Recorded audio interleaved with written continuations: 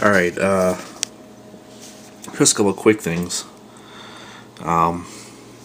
This is a sort of the poor man's F1R that I did, which basically, all it is this plate that I made out of some fake carbon fiber stuff. It's like two carbon fiber layers surrounding fiberglass, but basically it's the poor man's F1R. I just kind of made my own little plate to stick on there. Pretty simple, but you get the general idea. I'm sure that the actual real thing is like way better.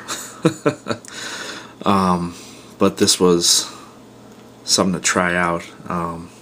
Anyway, and I tried it. Car seemed pretty good, you know, especially when all the weight moved back. It was definitely pretty stuck. However, one thing I do want to bring up, though, it's a little more universal. That's the front tire I'm running, and you can see the glue bead, especially because it's so shiny. And also the rear, very similar. You know, it's got a bunch of glue on there. My car was pretty good in general tonight when I was at the racetrack, but I did wind up trying like a real soft spring backed off of the spring. The spring purchase backed all the way off to let it float, which I didn't really care for. And then I also tried no springs, which was actually a little better, surprisingly enough.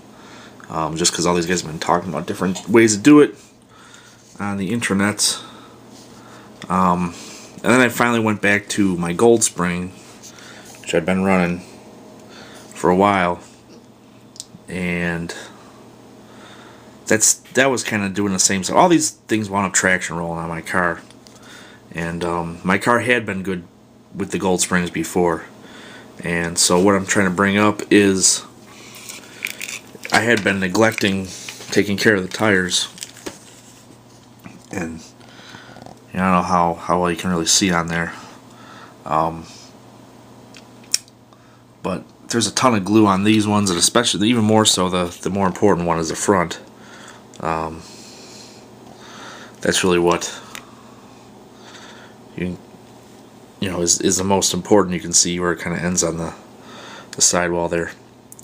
But the most important thing is to kind of keep up with your glue job. So I sort of let it go. You know, I'd been running the tires a few weeks and I hadn't really glued them again. The car started traction rolling on me, which I hadn't been doing before. It was working pretty good. And then I started playing with, caster and camber, and the car wasn't as good as it could have been. And basically went back to the pits and I said, this is ridiculous. It's got to be the tires. And as soon as I went back there and just glued up the sidewalls, heavily, immediately the car stopped traction rolling.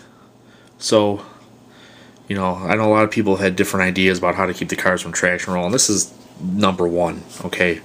You just got to glue the crap out of the... Oops, I lost my light. Basically, you got to glue the crap out of the sidewall on the tire. That's what it comes down to. That's the number one easiest thing to do to stop the traction rolling. And then you can tune the car from there, because it offers like way more possibilities of tuning the car, because you're not fighting the traction roll with stuff you don't want to have to use to fight the traction roll.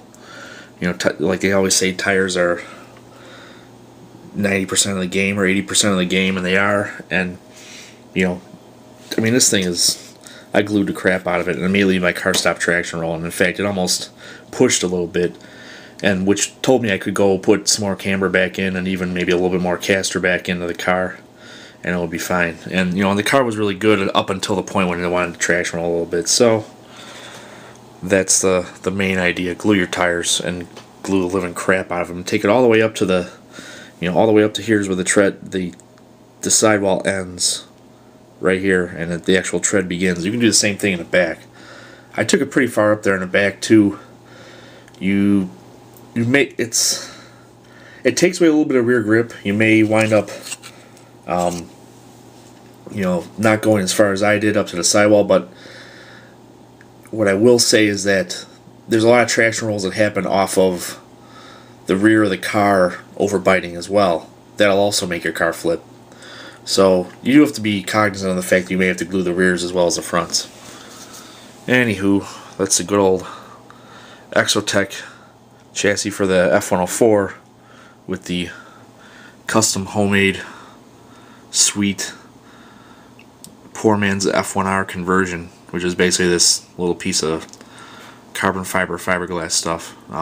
Basically all I did was just use the old upper deck and the lower deck to measure off of and made it that way. So pretty simple.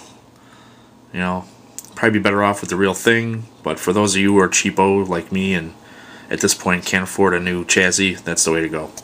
Thanks.